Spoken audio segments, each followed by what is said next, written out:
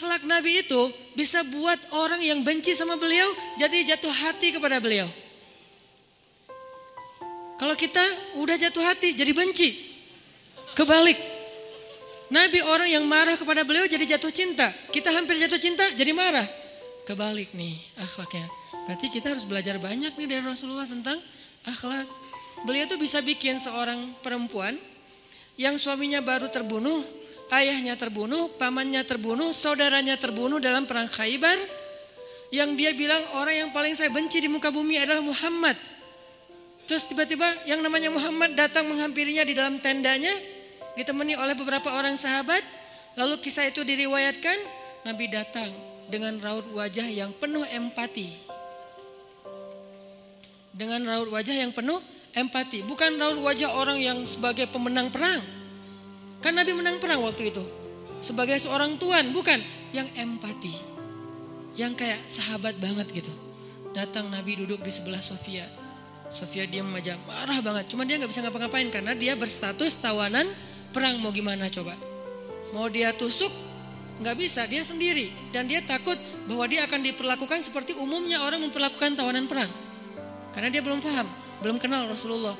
Dia kaget ketika Rasulullah SAW minta maaf sama dia. Kaget, gak ada cerita orang dalam perang yang menang minta maaf kepada yang kalah. Ada gak cerita kayak gitu? Gak ada tuh.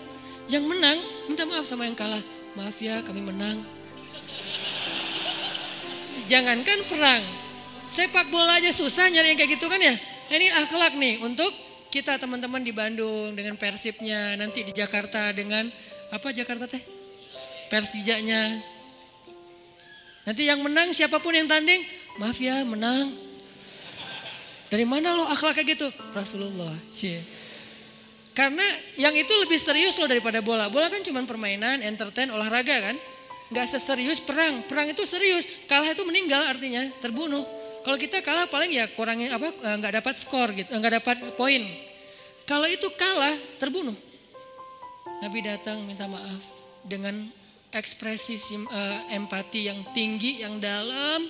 Nabi itu kayak ngerasain banget perasaan Sofia. Minta maaf, menjelaskan.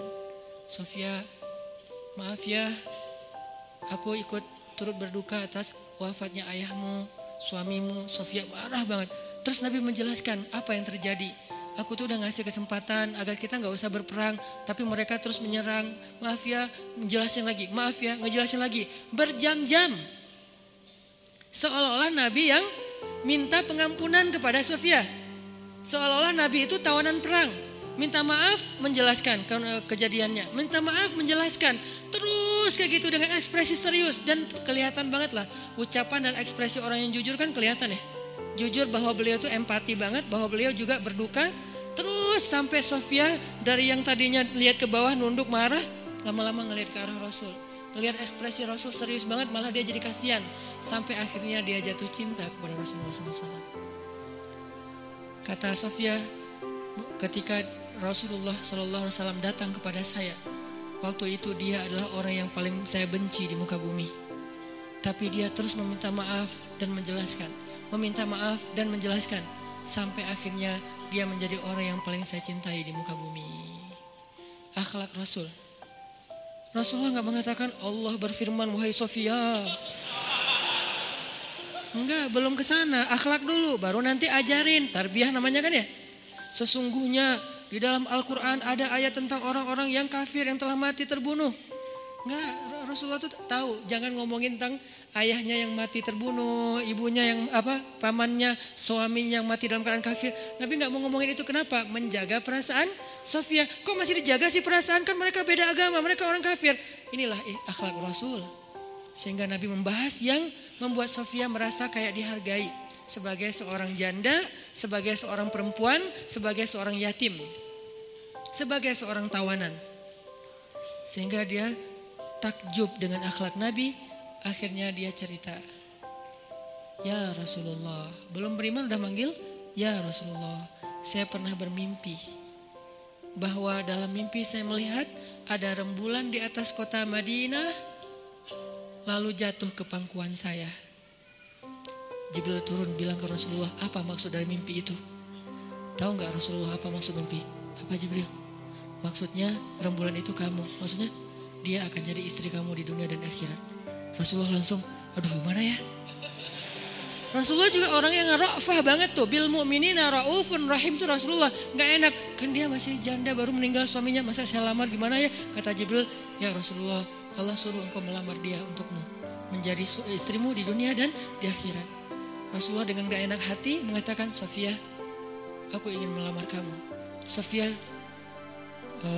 gimana ya? Itu mah cewek ya. Saya mencoba untuk menghayati kisah ini dari angle cewek elegan ya.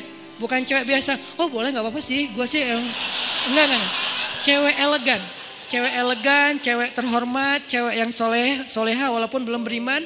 Pasti dia gak akan bilang, Alhamdulillah Masya Allah, A-nya panjang gitu kan ya. Terus pakai emoticon berderai-derai, enggak. Dia terhormat. Dia akhirnya saya terserah gimana baiknya aja. Menikahlah Nabi dengan Sofia. Modalnya apa? Akhlak. Bukan mahar yang besar, bukan akun sosial media followersnya paling banyak, bukan eksistensi, bukan gaya-gayaan, bukan datang bawa mobil mewah, datang bawa akhlak. Ini kayaknya modal kita belajar juga nih gimana cara ngelamar calon istri, akhlak.